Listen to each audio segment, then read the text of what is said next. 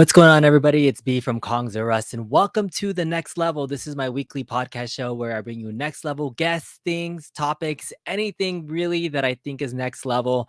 And I have a pretty unfortunate, serious topic to talk about today. If you saw from the thumbnail, I have a good friend of the channel I'm going to invite onto the channel in just a minute, but there was a hack that happened to a community member and it sucked. And, for folks that are watching and curious, about what happened, we're going to share his story. But if you've had any experiences where you have had something like stolen from you, like this is something that really hits home to me, where that type of theft or hacking or something is just such a personal attack that I always hate. And I wanted to give our good friend Raymond from RPEG Electronics to give a sample video or just some feedback about what happened to him. So hopefully we can save RPEG Electronics. So that's the theme for today's show, at least for the first half of the show.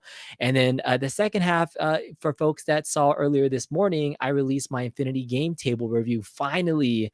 And there's some new games that got released today, and I wanted to talk a little bit more about it. So if you have comments and feedback about their Infinity Game Table, if you haven't checked out my video, definitely do. I spent a lot of time on it. But those are the two topics for today's show. But thank you guys all for being here today. I see some regulars in the chat. I appreciate you being here. Akuma Rev, Dylan J is here. Giona 1968, Juan Pereira, Aaron DeRio. Hello, thank you for being here. Glenn says, I just noticed a title about RPEG. You don't know what that means, but you spoke with Ray today, and his YouTube channel is down because it got hacked. It's exactly what we're going to talk about today. I'm going to bring him on in just a second, but let's just say hi to everybody else really quickly. Atran Fanatic, Geonauts, and your gaming techie. I know you're gaming techie. Hey, if you want to join the stream on the second half, let me know. I'm going to send you a link if you want to join in and talk about IGC. But let's get into the main topic, which is talking about our friend Raymond Dai and what happened with RPEG Electronics. So let's bring him into the stream right now. Here he is, Raymond from RPEG Electronics. Looking buff, man. What's going on? Showing them guns since you're a gun show guy. Hey guys, so yeah, I guess many of you have noticed. Hey Glenn, William, yeah. So the original channel that I had with like 1,400 subscribers has been hacked. Basically, I opened stupidly an email that I thought was from Asus for sponsorship for review videos, and I was okay. Well, I speak Taiwanese and I know Asus obviously, and then like a file downloaded, and that was the end of it. So after like 2 weeks, I realized, oh shoot, someone logged into my Gmail and then kicked me out. Redid all my authentication stuff, like all my backup emails, all my phone numbers, and everything like that, and just switched it to their own. They were using some remote service in Texas, so I'm pretty sure they're not from Texas. They're probably just using like a cloud service. And yeah, and then what they did was put all my videos in private, and then just put up a live stream of some Bitcoin like that was steal. insane. So Yeah. yeah, when it happened and Ray mentioned it to me, because I still had links to his channel and I clicked on it and they had taken it over. It said like Cardano. I don't even want to say it because I don't want to give him any credit for why it was sent to that, but it was like some Ethereum guy, right? Right. So I Yeah, looked it up. That guy's innocent. He actually Cardano is a that guy's legit innocent. company. Yeah. Okay. They just stole the stream and then put up a Yeah. ghetto link so that if you click the link, it'll send a virus to your computer, which will like steal all your bitcoins basically. Ah, I got like an okay. angry Got it. email from someone saying, "I know what you did." I'm like, "Oh shoot! Like I don't know what I did. Like I don't even have a bitcoin." So yeah. Yeah. So that was Uh, just a ploy again to hack hmm more people and they So continue they to use go like in. Elon Musk. They use anyone famous or like the CEOs Yeah. of Bitcoin companies and stuff like that, just so that you'll click Mhm. the link basically. Yeah. I mean, all my Interesting. subscribers are from Arcade and Karaoke, so I don't know why you would click the link if you saw that. Like, if you're a subscriber, you should know something's weird. But yeah, I'm pretty sure someone clicked by accident. Otherwise, they wouldn't be doing these hacks. Yeah. So I mean, we hope that you're back and up and running soon. So what can we do as a community member to like, to help you? I know this is just at least you reached out to me and I thought I'd at least give you a platform to say that, but what can I do? What can the community do to help RPEG Electronics get back on their feet? So my business is like 90% from YouTube, and it would be best that I could get my original channel back. But according to what I researched, YouTube doesn't really give you much support unless like big influencers or people with lots of subscribers literally come out and say, "Hey, this guy got hacked."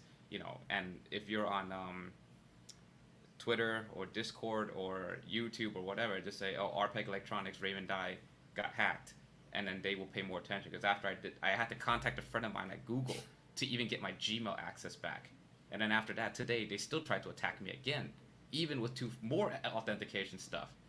I had to redo every password. It was ridiculous. Yeah. Then that totally sucks. I mean, some people are saying it's actually said it's hard to hear you. Can you turn up your mic some or Oh, speak a little bit closer to your mic? That would sorry. be great. I'm using I'm using a mic arm that's not It's too. not far enough. It's Yeah, not he's close upgrading enough. his Yeah. getting it are not close enough. Digipunk says his DoorDash got hacked and you can't order for work for them. So yeah, some people are saying they've had their tax returns hacked. So fishy links. They're getting very, very crazy with the phishing links. Even for work now, I think every 6 months to a year, we have to do new training because the phishing and spear phishing and the types of hacking is crazy out there. So you said that you Mm-hmm. clicked something that looked almost like pretty legit, right? Oh And yeah, so, it looks yeah. very very legit. It was like Mhm, asus.info, and I was like, okay, mhm, that was mhm. really shocking. So Yeah, I know even when I was working at Bloomingdale's, we would get like phishing links all the time, like, yeah, and the company email too. That's not even like my personal. It was at our company wide email, which is that's like okay, that means someone's attacking the entire server. yeah. No, that's crazy. So here's what we're gonna do. We're gonna try to start up a hashtag that says "Save RPEG Electronics." So try putting that into your social media, into any groups that you're in, Discord groups. We'll see if we can get it. I'm a budget low YouTuber influencer guy, but it's something, right? So if we can help you out, I know you've been a good friend of the channel, providing some good content, and it's not just your business that I mean, it is your business, right? Because you are doing this and you are providing a service, but your channel was so resourceful. You've been changing it from just talking about your products to get people to purchase your product, but it was offering good free knowledge about the light gun world. And it was one of those areas that I've always wanted to tackle. I wanted to put my spin on the light gun, a cabinet and do all that. But I know that it's so specific to get things working in specific resolutions and working with this and that. And you broke it down. You were doing tutorial videos almost like every other day. Like, Yep. what was driving you to continue providing content? And so, talk for those that don't know what you were doing with RPEG Electronics, just from sharing your mod services, but you were posting content where people could do this on their own too. Right. So I'm the authorized modder for Gunfire R by JB Game Lab, Mhm, and basically not just do I provide the most accurate light gun that you can plug and play. I have B mhm, has one. A lot of people here have one, but mhm. I wanted to make it so that people can get games running more easily. So I made tutorial scripts and I posted the scripts up to say, hey, okay, click the script once, and then boom, you can just get the game restarted just without doing all the crazy configurations and doing like a game loader or TechnoParrot or JConfig. I just wiped that all out, made it portable. Oh, thank you, Devil Waldo. There it is. We're gonna do it. We're gonna do save RPEG Electronics and have it on the ticker for the rest of the stream. So if you want to use that hashtag and see if we can get our small retro community to help out another guy that was really not only providing a service but just doing a lot of good information about light gun builds. Any kind of final thoughts you want to pitch in and say and what you plan to do with the new channel and once you get back up and running, like what did you have on your agenda plan to continue providing more content for everybody. So first things first is to redo the Gunfire R commercials. That's fine. That's like a 3 minute thing for me. I'm just gonna show the Mm-hmm. quick features, and then next thing I have to redo all my karaoke videos because that's my other main business. Mm-hmm. That gets affected a lot too. That's like my 50, 60K a year income. So uh, then I'm gonna be redoing all the tutorials. I mean, I was planning to redo them anyways to make them even faster and even slicker. I had just finished PS3's Time Crisis 4 full screen, one click script, and then this happened. I was like, ah, shit. So, Life sucks, man, for people that are going through this. And some people are mentioning in the chat that they've gone through it, and it's just part of our lives. So, long story short, be careful what everything looks at. Be suspect about everything or suspicious about everything. And if you can support an awesome community member, and Ray, use that hashtag save RPEG Electronics. Somebody asked, what's the call to action? What would you want people to hashtag or mention along with that hashtag? just mentioned RPEG Electronics, Raymond Dai on YouTube was hacked, and then if you have the at of any YouTube team members, it's usually like at YouTube support at YouTube team member. Just tag them in it, and they'll look at it. They will take more action if more people like make a fuss about it. I can't believe like how little support there was for situations like this. If you get hacked on Gmail, right, you can't call anybody. You cannot actually text, call, or message anybody. Uh, at Google, they actually give you a message saying, "Sorry, we don't. You have to use the account recovery, but you can't use account recovery if all your recovery options are gone." I was like, "That's insane." If I didn't know a friend of mine that worked in the company, I wouldn't have been able to get into my Gmail. And the other thing is, the virus. It does not actually do what you think. It steals the cookies from your browser, and that allows you to bypass two-factor authentication because the Mm, cookie is like a key. So that's why, yeah, Their cookie. They were literally stealing your cookies from the cookie jar. So, all yeah. right. So I just put into the ticker scroll. If you want to just copy it, just put hashtag save RPEG Electronics. Raymond Dai got hacked at YouTube support. Save his channel. So that's the message. If you can put it out there and share the word, let's get our buddy back on his feet because I want to invite him back on a happy note and talk more gun for IR and other things because he's been helping me with my build and I want to do a lot more light gun content. So Raymond, best of luck to you, man. I'll always be here to support you with whatever you need, and we'll hopefully get you back on your feet soon, man. All right, thank you very much, guys. So yeah, we can go see the table now. I actually was watching that one too. Yeah, do you want to hang out and Yeah, talk I'm Infinity gonna Game Table? I'm gonna mod because I'm so behind on my work right now because of this situation. I'm usually like done the next day, but now I'm like four days back order. So All I'm right, gonna you mod win. while I watch the table. You win, Devil Waddle, for the best comment because they did it all for the cookie. And right. And and we're gonna switch and pivot to the Infinity Game Table because Michael B is here and he says hackers rule. They drool depending on what it is though, like for folks that are like, oh, hackers for the Arcade1Up PCB, because there's like different terminology for, right, there's the good hackers that are providing service to share things, and then there's the bad hackers. So I'm sure you're talking about one of those things. We But call that Michael white B is hat. yeah, so Michael B is about to come in here and buy one of these soon. He's gonna get an Infinity Gaming Table. He commented in one of my posts on Facebook that says, I saw B Kong's review video. I'm gonna go out and buy this for my wife. He said it. It's gonna happen.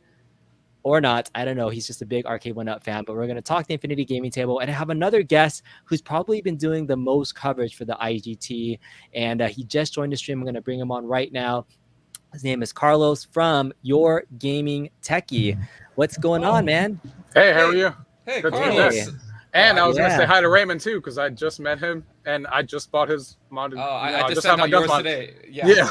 Oh, so you guys know each other already too. So I literally just finished this guy. This was the Yeah. first one's done after the hack fiasco. So I was like, all right, let me get these out of the way.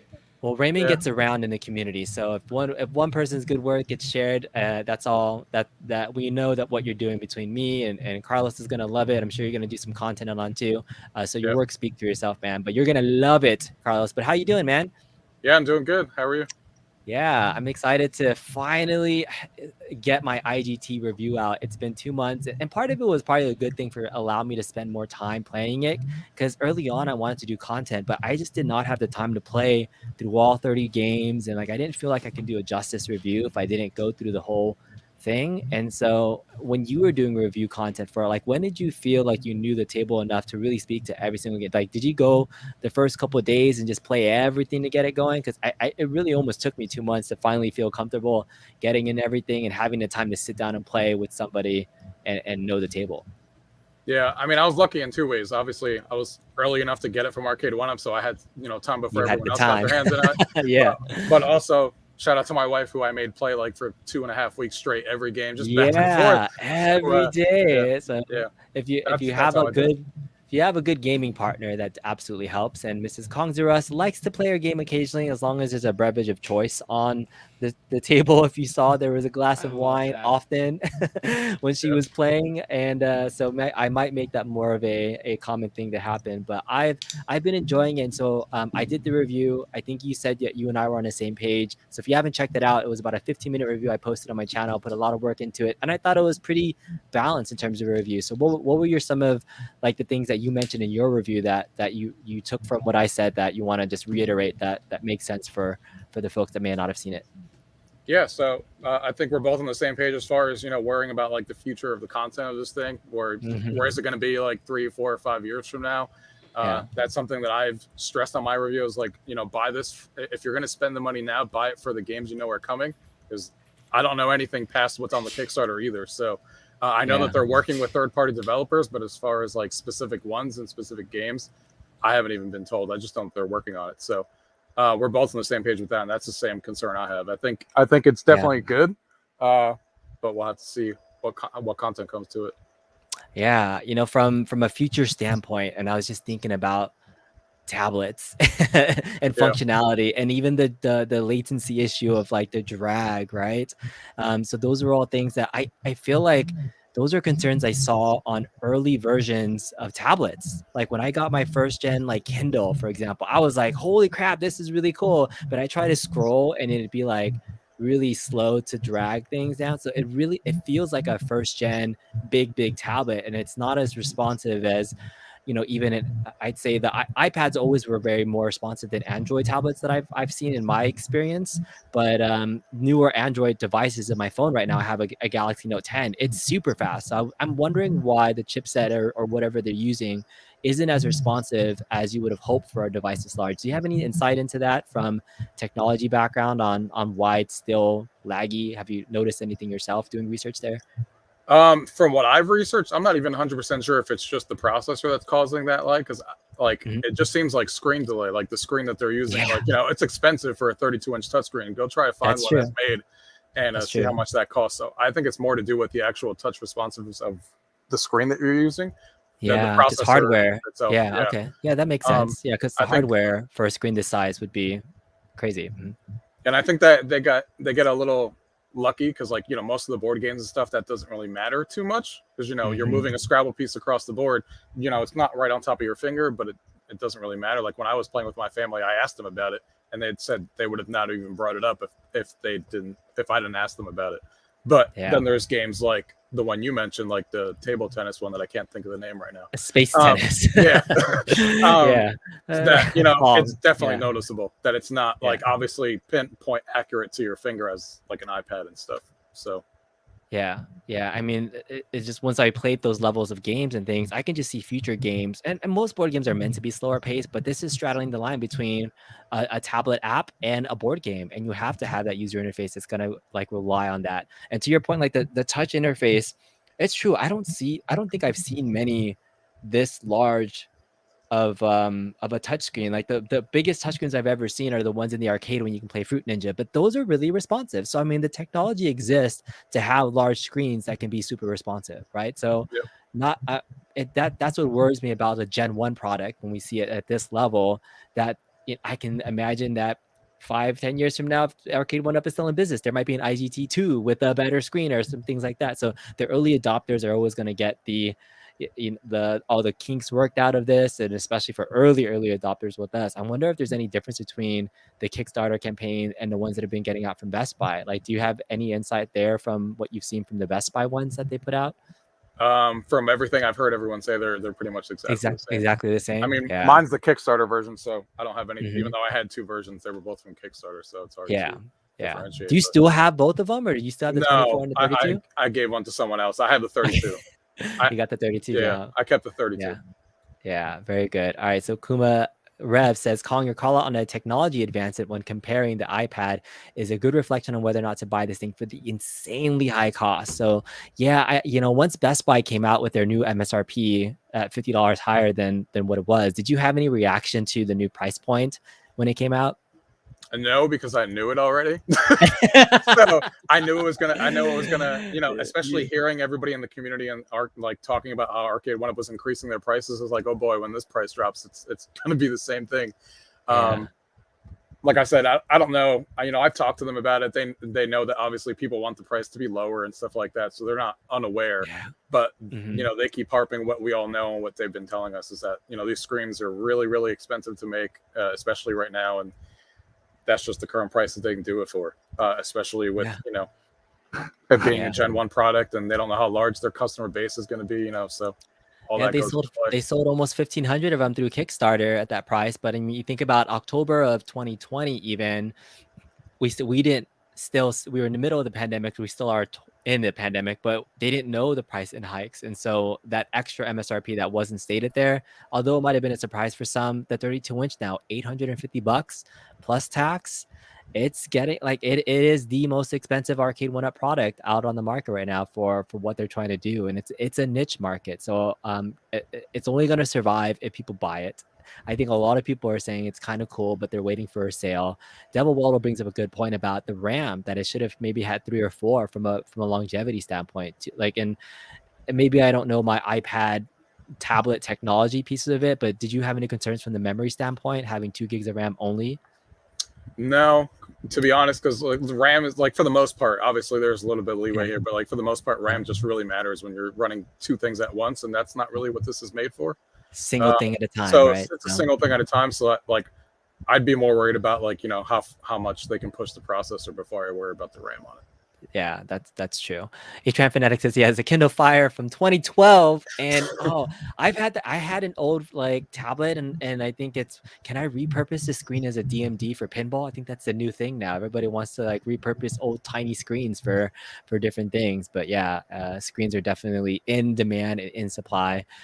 Kevin just got his game table yesterday. It's been pretty fun so far, so look forward to what the future holds for it. So since the last time that we talked about it, there's been a couple of new games that were added. They actually just added 2 new games today. I just saw them. There's Mini Foosball, Mini Finny Foosball, and Yokozuna All Stars. So I was gonna download these and just talk about them on stream.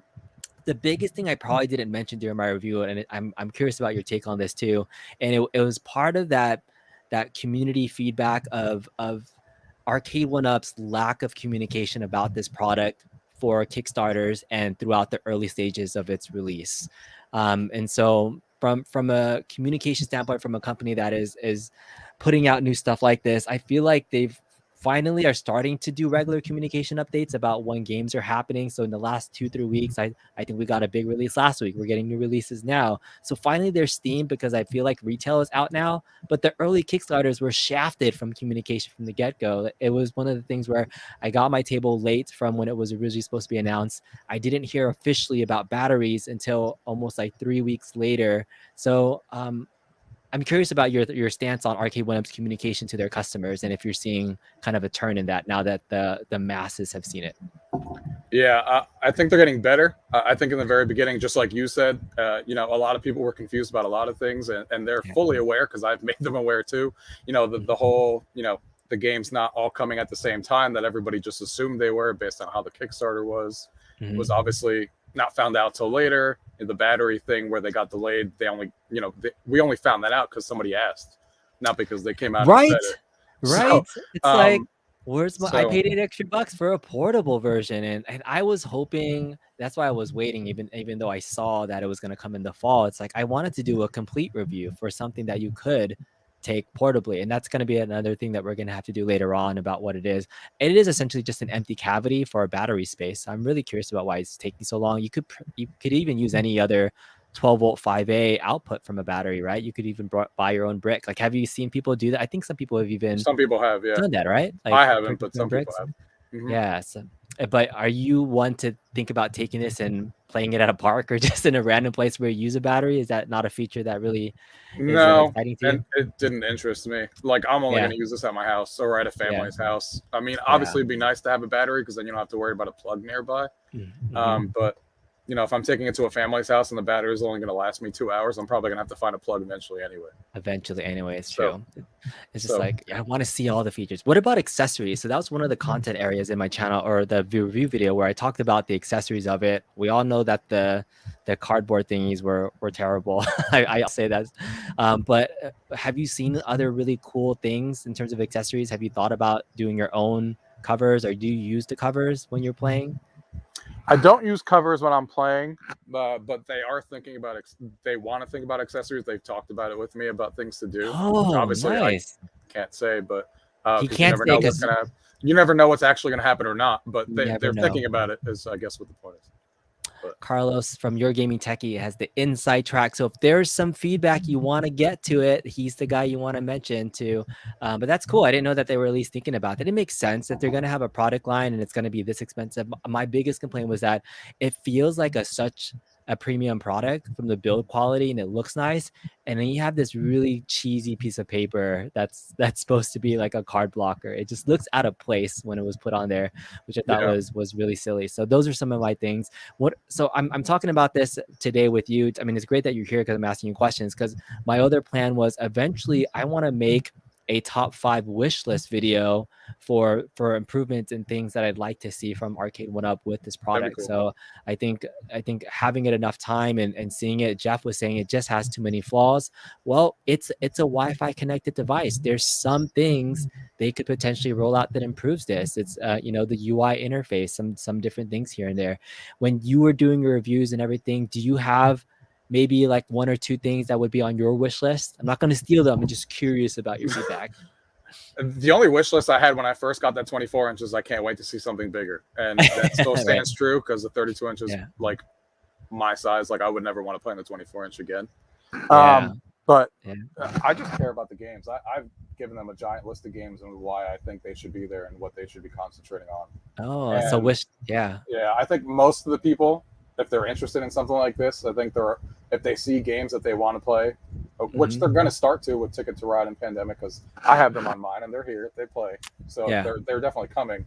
But if they gear towards that group, I think they'll get people interested, even though the price is high. Yeah. But they need to. You can't just rely on Hasbro titles if you want people to pay $850. That's because those are the serious gamers, right? And I think I was making that analogy to somebody that said they don't have the right titles that would interest the serious board game collector, because with these titles, it's the casual board game fan that loves Game of Life. We all grew up on those things, but it's not gonna keep you coming back for it. And it's kind of like how Arcade1Up, even 3/4 scale, they're really geared towards that casual fan. And if that's their niche market that's going to be in this, maybe they do cater to it. But yeah, $850 is no drop in the bucket for spending that. Because how much could you purchase? I look at your board game behind you, the collection behind you. Like, do you think that could really kickstart a really awesome board game collection? If you had to do a spending spree on board games that you didn't have, like if you didn't have any, what would be like your top 5 board games you would go out and spend if you had $800 to spend on board games? Oh, there's a lot, because you're only seeing my little section over here. If I can, I can't turn my camera, but there's like 300 of them. You got to give me your top. You got to give me your top 5 like must buys if I'm just gonna go out and buy physical games that are super awesome. I have to think about that because I have way too many in my head. But like Marvel United just came out, and that one's really fun. Marvel, especially if you're Marvel fans, they did a good job with that one. A party game that a lot of my family members like, that everyone likes to play, is Tags. Okay. That one's really good. And they need to have a game that is like werewolf type game, like, where there's one person who everybody's trying to find out who's on the other team, like Spyfall 2. Those are really good. Would be really good on the table too. My personal favorite game that I always go back to, though, is Dead of Winter, even though it's a very complicated game. But Dead of Winter is fantastic with 5 people. Nice. So have you ever spoken to Rainwater Games before? I have not. Not He's direct. also a board game fanatic, and he says this thing literally has 0 games on it that are on the Board Game Geek top 100 games list. None. They're out of touch. Not even Ticket to Ride and Pandemic are in the top 100 games. Any feedback to that in terms of what they're looking for? There's definitely no, like he said, there's none in the top 100, but you can't dismiss Ticket to Ride and Pandemic just because they're not in the Board Game Geek's top 100. Like, Ticket to Ride is the most sold board game ever. So, I'm pretty sure it's either that or Catan. I'm pretty sure Ticket to Ride holds that title. But even though it's not on that top list, because it's obviously, older and older, and a lot of people have played it, so it's not going to sit on the top 100 hotness on Board Game Geek.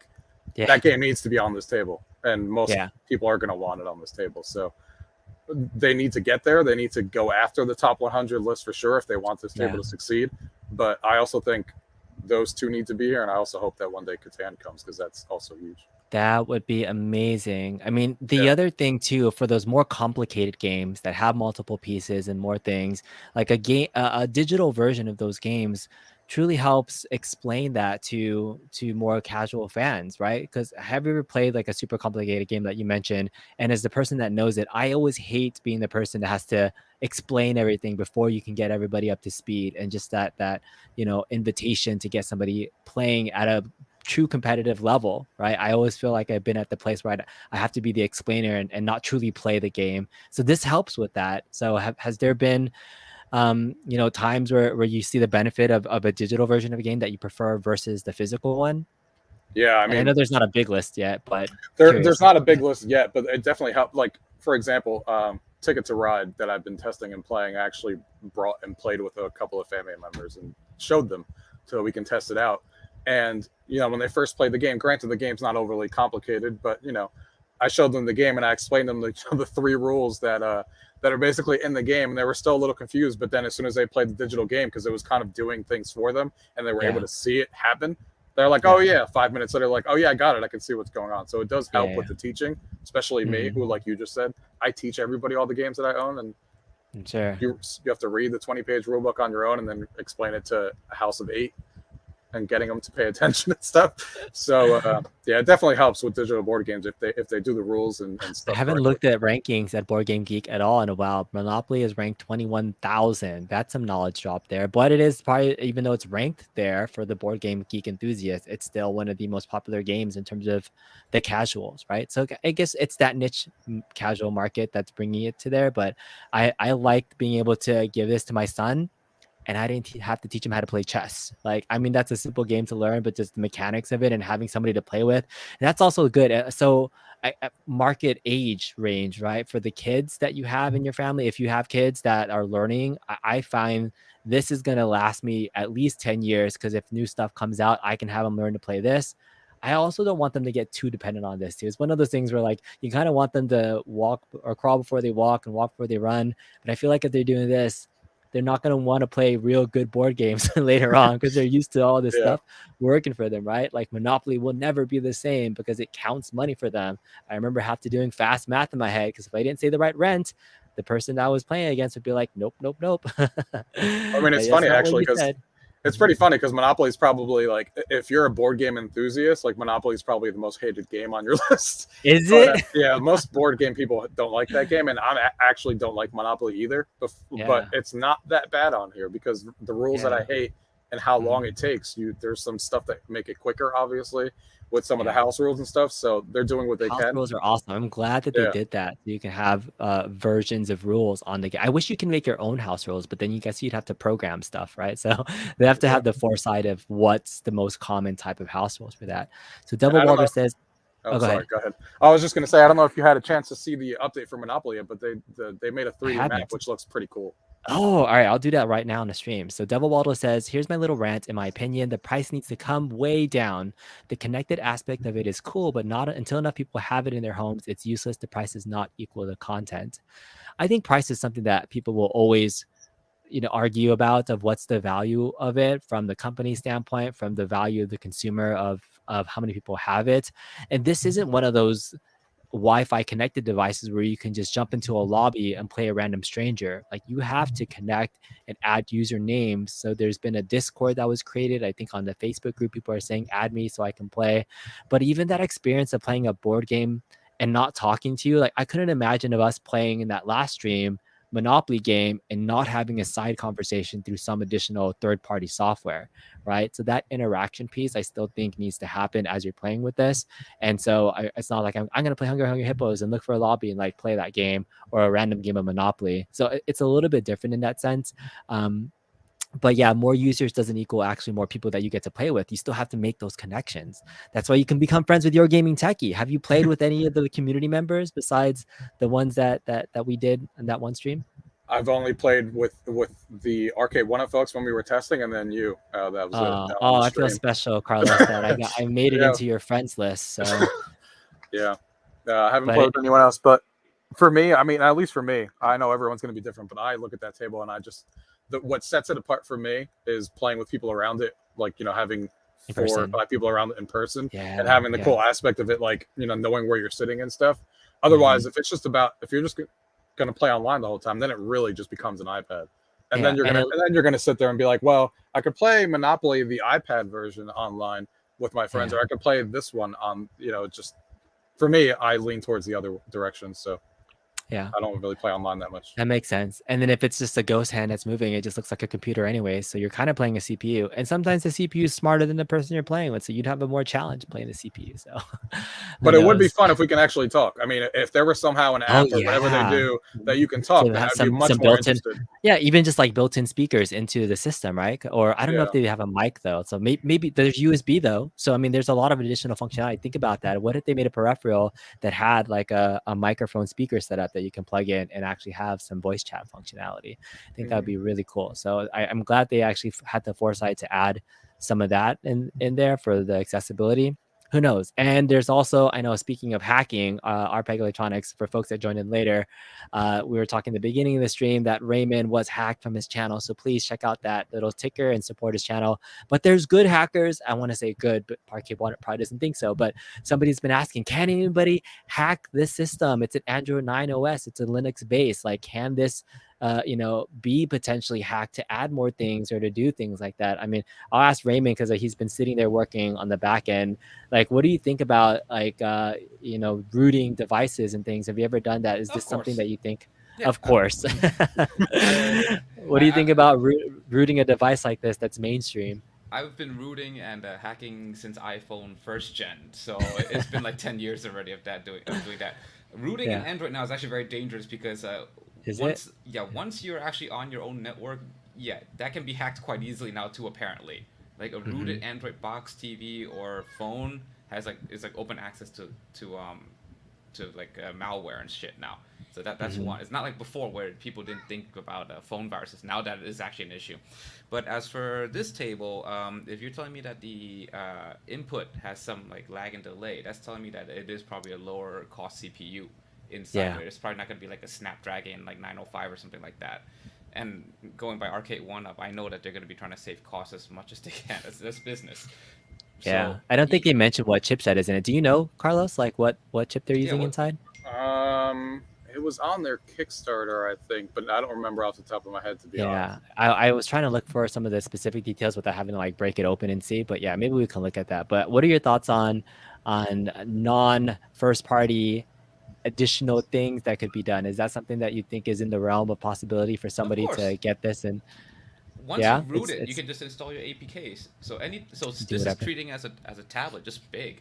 So if you were to root it and then side load a random APK that supports a touchscreen, I assume that it will work perfectly fine. I've done that before on my I'm not advocating for that, but it's possible. So anything is possible. Who knows? That's not my jam. Most people know me for modding things, but I'm more of a hardware mod kind of guy, right? Like I can look at things and figure out wiring as easily as I can. And I do a little bit of at least setting up of emulation systems, but that's it. Like hacking other stuff and programming, that is definitely not my jam. But Carlos, what are your thoughts on any potential side loading into this? Is that something you think is possible? People are interested in that, or people should stay away from a first party product like this since there's going to be future downloads and things?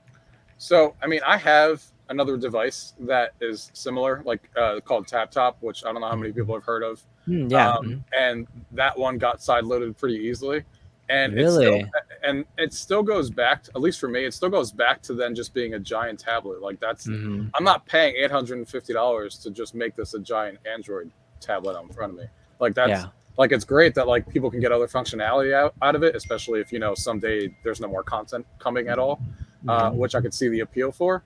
But, just having those games on there and just being able to play on a bigger screen is not what I'm looking for. I'm looking for the social elements, like playing online and playing it and having the, the local play and stuff. So for me, even if it happens, I have it on the other one and I just don't use it because it's just not. That's true. Yeah, and the first party software and all the things are designed for that communal thing. Double Waddle saying it right here. Part of playing a board game is sitting around the table, shooting the shit, having a drink, enjoying the company. And I think they did a good job with that. And I'm bringing in another person into the stream right now who's somewhat opinionated, and we were just talking about him in the chat. And he claims that he is a board game expert. Are you really? Are you?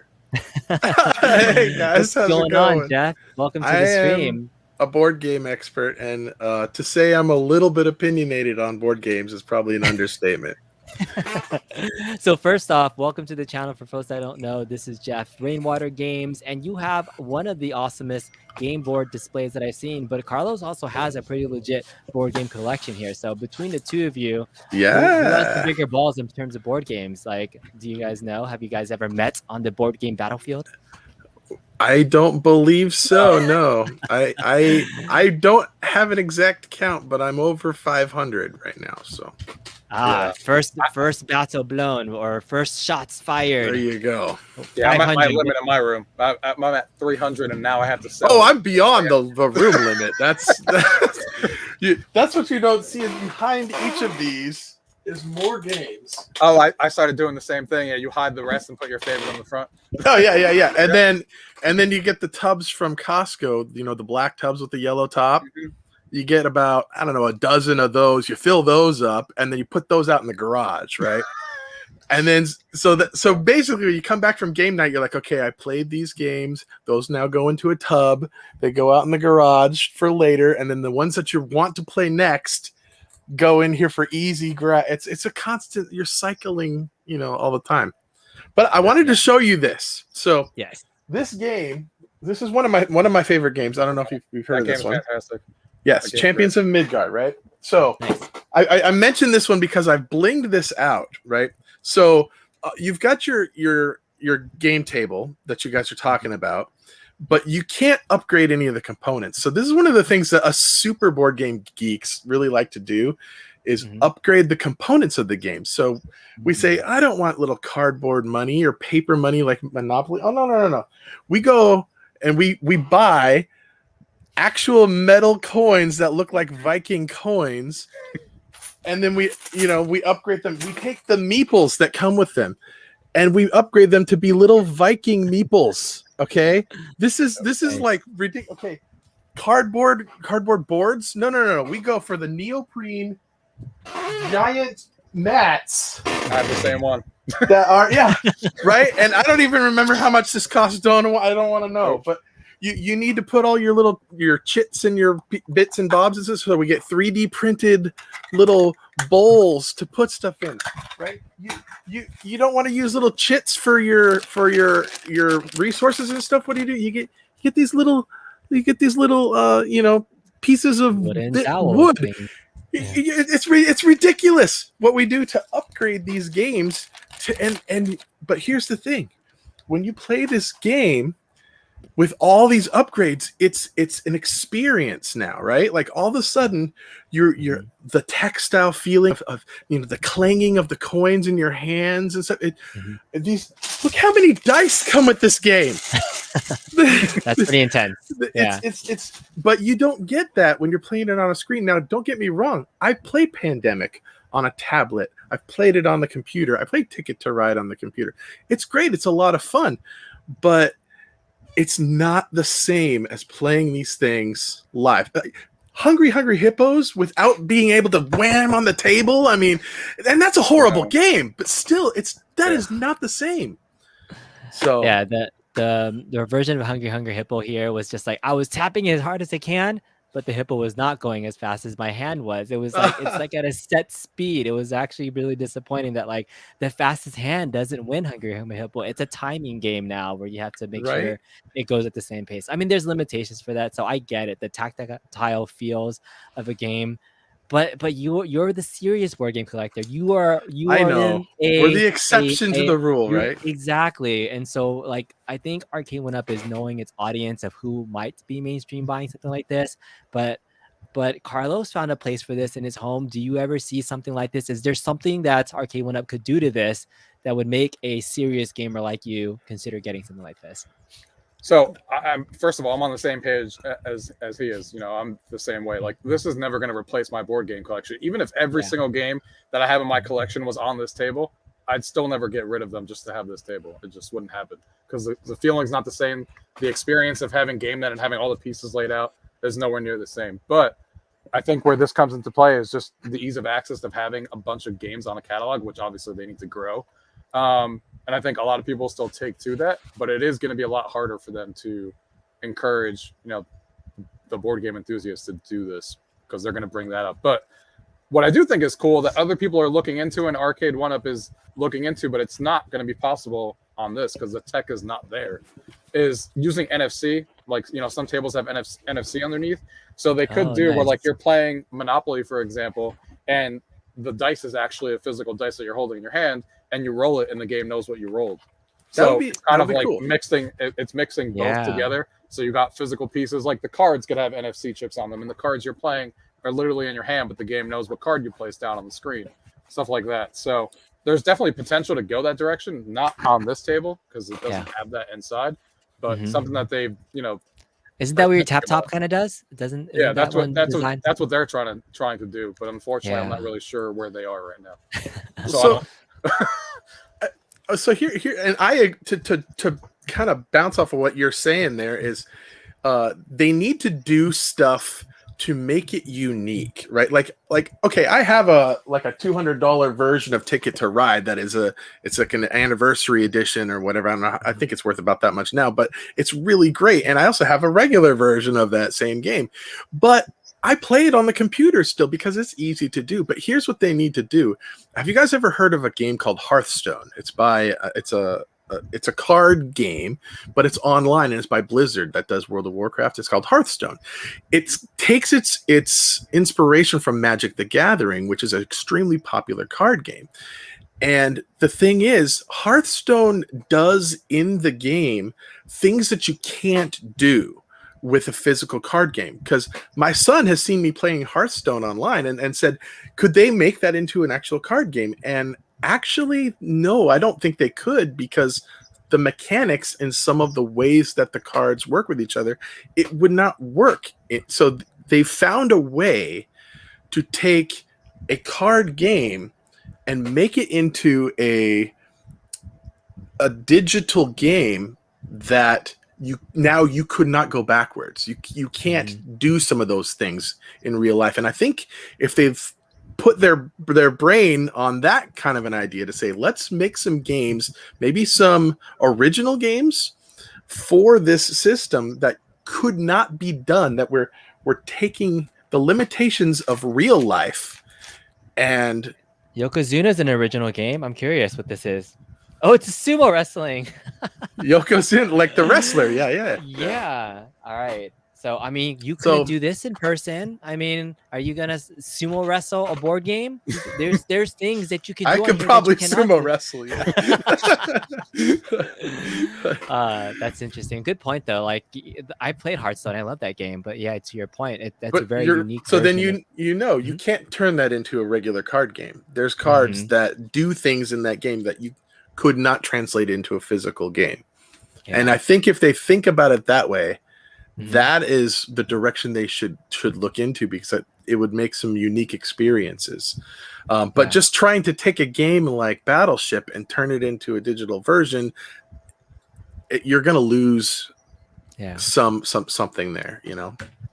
Yeah, I just want to go back to Neo Severa. What's up, man? How's it going? So early in the stream, Raymond Dai was here. He's from RPEG Electronics. Unfortunately, his YouTube channel was hacked, so we created a new hashtag that says "Save RPEG Electronics," because YouTube will not restore his content and give back his original content. And so, unfortunately, if you can put that hashtag and just tag YouTube support, we want to save his channel because he's doing great, awesome work for the stream. And he just you want to say anything else, Raymond? I gotta unmute you.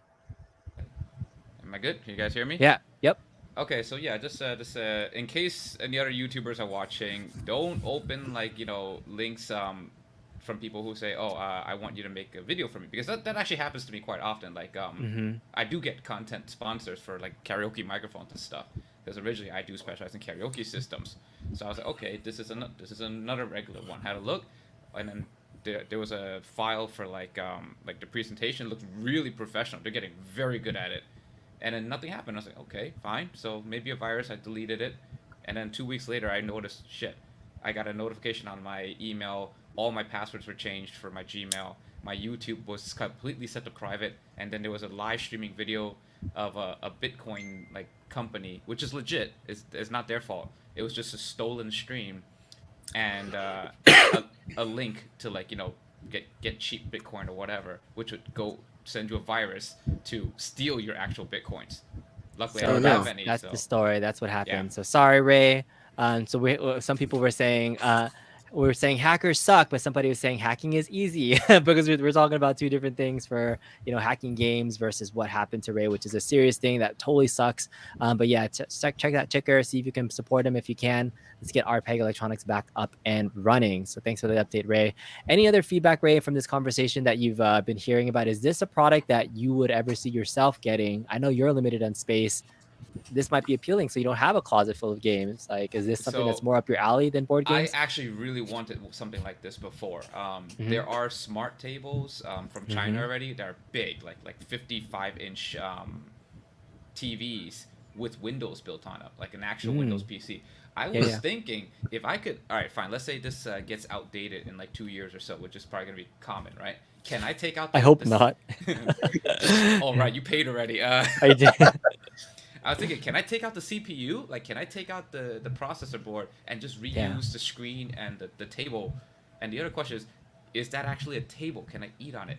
If I turn that off, is that glass durable enough so I can It's pretty heavy duty. So yeah, I would say so from a glass sturdiness standpoint. In my review video, one comment from my friend, her favorite part about the whole thing was how sturdy of a build it was. She's like, this is functional furniture. Like Akuma Rev was saying, that this is a day and age where we can have screens built into a coffee table and whatnot. And this will be the norm for us. So I think this is just the beginning of seeing stuff like this, like the Pong pub table. Like people want to see the next gen thing that I can play games on my coffee table. Yeah, I want like a big screen with touchscreen, but I want to be able to plug in a PC into it via an HDMI cable and just be able to play whatever I want. Yeah. Yeah. Cool. All right, so Sushine has a comment here that says, ARG, is that augmented reality? Is that what that stands for? NFC is the real way to do connected board gaming. You agree your board and resources are on the screen, but your cards and players play as real pieces. So, I mean, Carlos, is this something that you've actually done with the Tap Top or seen other good applications of that? The Tap Top does it with dice and cards so far. Like I said, unfortunately, I don't know where they are right now, so I don't want to like promote them and have people tell me where they are. So, but the dice that they have was exactly what I said. They had it in a couple of games, and you rolled it, and it would know what you rolled. And then they also have a game that they built on their own that was basically a battle game where you use cards. Each person was a different character, and you had individual cards that all did different things. Like one card you would play would be an area effect, and it would throw a fireball in that direction. Oh, nice. Battling back and forth. So it kind of mimics like digital board game and physical together. So there are a couple of players out there right now that I can't wait to try that are definitely leaning heavily into that direction. So there's definitely something coming down the pipeline from other people in that direction too. So. All right, Jeff. So since you joined the stream last minute and you had some really strong opinions about the Infinity Game Table, what are like the biggest flaws that you said that it has too many? Like, what are some things that you would really like to see out of this?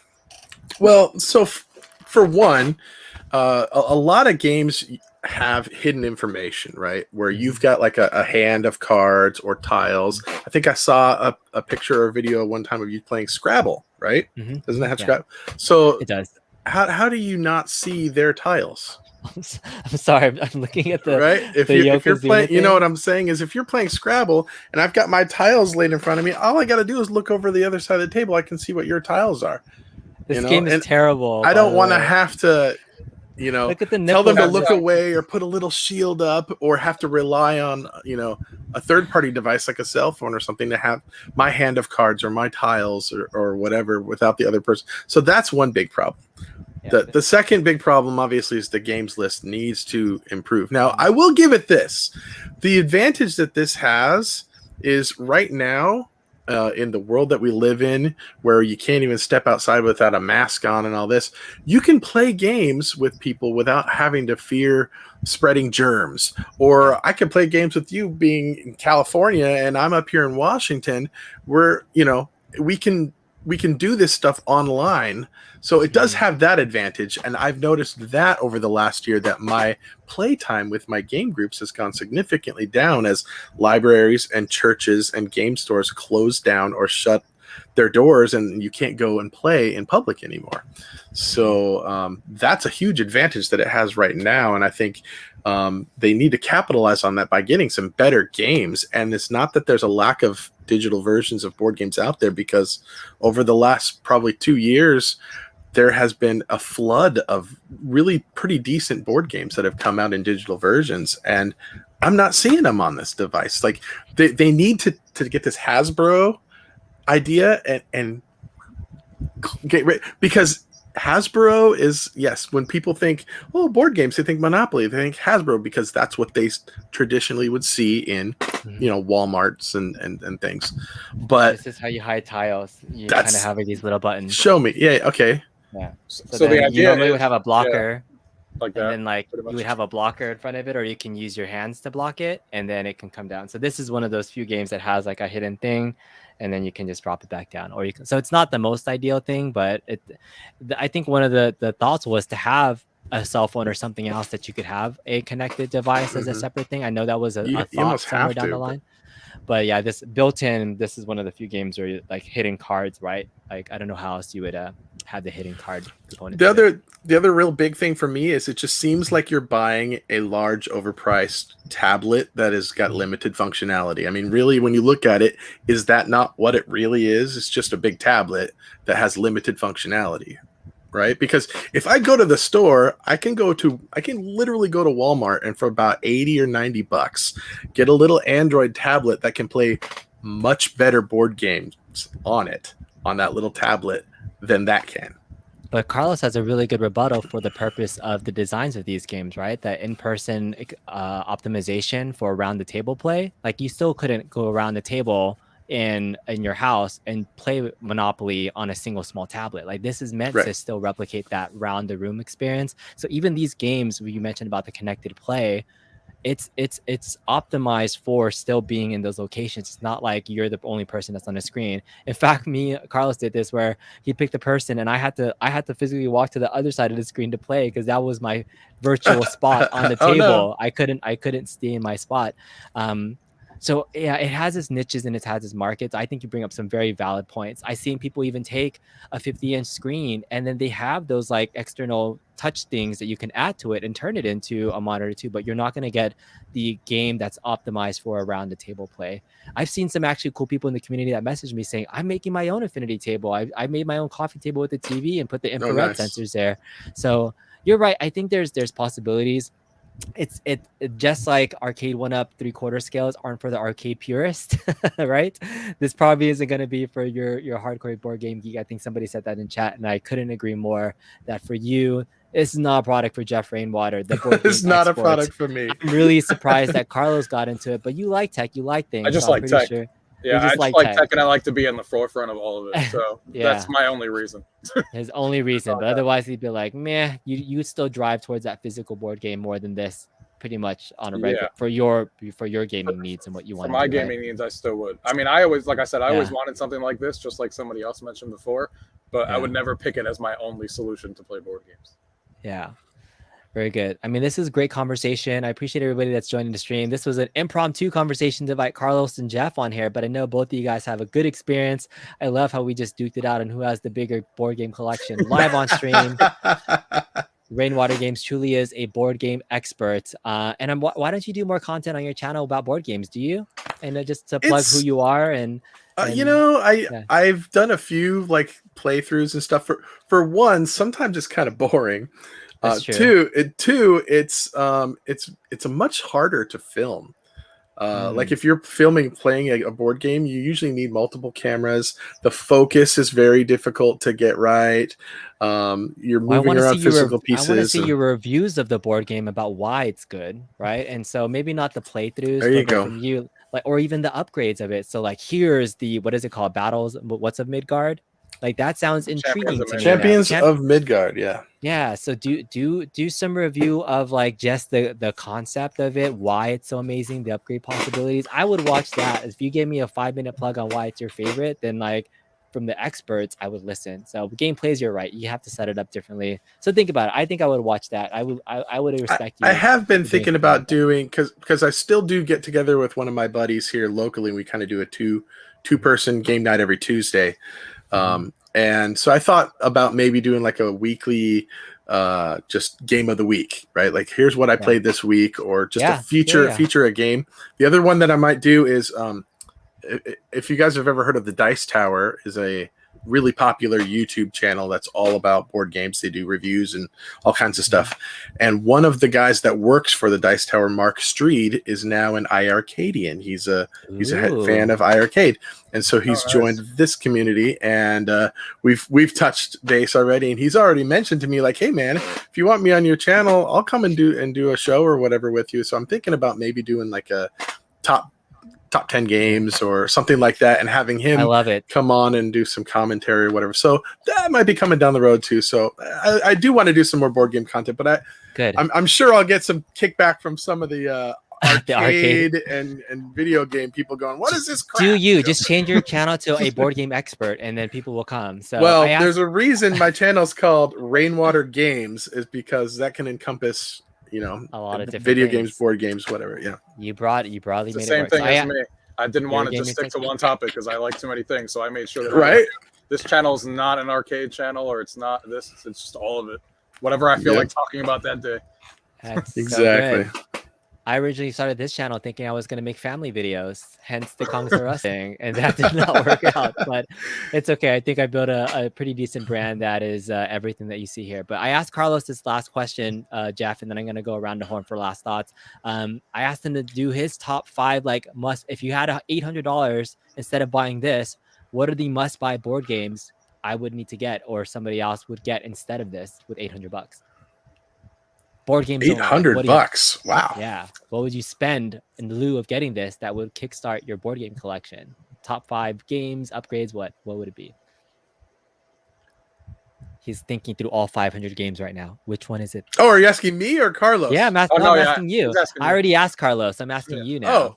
Okay. Well, it's really going to kind of depend on the group that you're going to play with, right? So if you're with a group with a bunch of gamers, you got to have something like a Twilight Imperium in there, which is a game that can go all day long. If you're playing with a more casual group, you might want something more like Wingspan, which is a kind of a more casual, maybe like an hour-long type of game. You certainly are going to need some essential like gateway games like your Pandemic, your Ticket to Ride, that kind of thing. But you got to kind of cover all the different bases, right? There's different genres of games. So it's a real loaded question. But if you're giving me an $800 budget, I'm going to start with a nice big gaming table. That would be a good concept. What I was going to say that I forgot. A gaming table? A table. Play it on. Like with a recessed board with a felt in there. So you can keep all the pieces together and have a good Actually, I've been wanting one for a long time, but they were always really, really expensive. So I settled on a poker table, which is what I used to play my board games on. But a recent Kickstarter from the same company who I bought that poker table from is coming out with a board game table that I'm supposed to be getting this month that I'm really excited about. So nice. Both of you guys were so hard to answer that question. As Hushine said, it's hard to recommend board games, but the whole point was, I said in my video, like, maybe you go out and spend $800 on something that's going to last you a lifetime, because my biggest concern was the longevity of this and what would you do with that. I guess I have in mind what I would spend on that, so maybe that's a fun challenge video, right? Instead of this, like, what would you spend that on? Because that's the real choice. Like, what would you do? Can you buy this at Target or not? So here's what I'll do for you. Here's what I would do, because I said I'd make like a top 10 games of my favorite games, but that's not necessarily the best games that I would recommend for you, right? Yeah. So I'm gonna I'll make my top 10, but I'm gonna also make a video of like starter games, right? We call them gateway games, right? The gateway games. These are like the games that I would recommend for somebody who's just getting into the hobby, right? I love me some Risk with Jason. I love Risk 2020 AD is one of my favorite Risk versions out there. And he was also talking about Heroes Quest. Do you guys also do like Dungeons and Dragons, that type of gaming too, or is that a different type of tabletop gaming? It is a different league from me.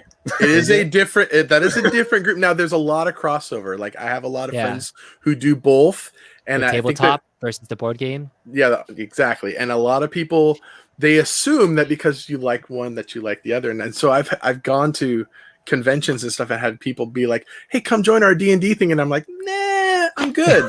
But they go, "Oh, you're not into that?" And it's like, no, I really don't. I don't do RPGs or whatever. But If For there's some dice people, and there's a figures, you can crossover. upgrade them, right? They just assume, Yeah, well, you yeah. like to sit around and roll dice, so why would you not want to do this? You know, you can be a dwarf.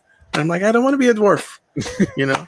Actually, I'm really excited about the HasLab kicks. They did a HasLab set for the updated Heroes Crest game, and I don't know if you ever played it, but I remember playing that like simplified Dungeons and Dragons game, and that was enough for me, right, to have a board game version of Dungeons and Dragons. So I'm actually really excited for Heroes Quest. So you're right on board with me, Jason. That's my level of casual play. I feel like there's a couple of them that I was getting into board games. I have like Puerto Rico is my favorite like game. Oh, there you go. Strategy game with other folks. But yeah, this was a fantastic conversation. I can talk board games. I can talk a lot of stuff, but we're over our time. Again, for folks that came a little bit late, RPEG Electronics, is there anything else you want to say before I do a quick round of horn? I'm just glad to meet everybody. Carlos, I hope you get your gun soon. So yeah, thanks. Good to meet you too. Thanks for supporting everybody. Yeah, be careful if you have a YouTube channel, and yeah, viruses everywhere. So save RPEG Electronics, hashtag it. Let's do it. Carlos, any last words or thoughts? As far as the Infinity Game Table goes, as far as or just in general, like what things that you got going on. If you guys want to, if you want like a recommendation, if I tell you if you should get it or not, I think you should base it on the current game list, and because we don't know what's coming. If you're okay with the current game list and you're okay with $850, I mean, I know a lot of people say that $850 is a lot, and it is. But there's also people who buy an arcade machine with 2 arcade games on it and are perfectly fine with it, and they could beat that game in 20 minutes. So that's true. There's both sides of the coin, so it just depends what you're looking for. But it was great to be talking to you here again and to meet everyone here on the channel today. So thanks. Yeah, thanks, Carlos. Jeff, any final thoughts and words, things you got going on? I just don't want anyone to be discouraged from buying this. If this is going to make you happy and you're going to enjoy this, the nice thing about this is if you can get around this thing with your family and your friends and enjoy some face-to-face time with each other, that's what's important, and if you're going to get enjoyment out of that. And then he'll silently judge you in the background. Yes, okay. I just think you're wrong if you choose that, So go to your local board game store and tell them, I almost spent $850 on this electronic thing. Please help me. They'll be like, oh God, you've came to the right place. Let's help you. And they will help you buy. You'll walk out with like Century Spice Road or something instead, and you'll feel much happier. So awesome. Well, thanks for joining both of you guys. Console fanboys in the house here. Endless One Up. Go check out their channels as well. Meatball Saucy. I see a lot of folks in the community. I just love that we have this conversation with each other. So check out RPEG Electronics, new site if you can. Let's get it back. I'll see you guys next time. Bye. Thanks, guys. Thanks.